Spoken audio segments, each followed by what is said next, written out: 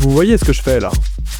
Je mets du sel sur mon dalle de lentilles. C'est complètement random, vous me direz, et vous avez raison. Mais si je vous disais que ce même sel, presque, est en train de ruiner des terres agricoles, contaminer l'eau potable et menacer des millions de personnes, je trouve qu'on parle pas assez de ce problème, la salinisation des sols et de l'eau. À la base, la salinisation, c'est naturel. Mais comme à son habitude, l'être humain a décidé d'y apporter son grain de sel.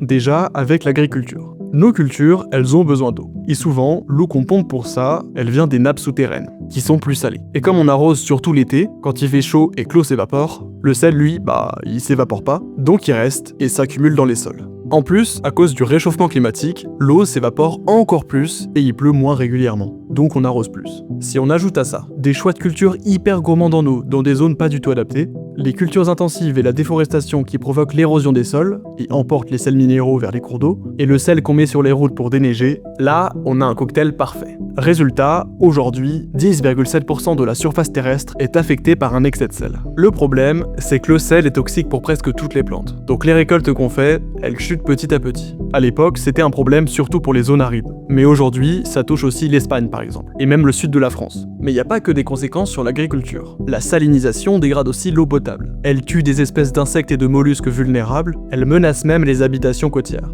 Et avec la montée du niveau de la mer, l'eau salée s'infiltre davantage dans les nappes d'eau douce et les sols côtiers. D'après certaines estimations, plus de 600 millions de personnes vivant en zone côtière pourraient être affectées. Oui, juste à cause du sel. Et non, la solution, c'est pas d'enlever le sel de l'eau. Je vous donne quelques vraies pistes en description.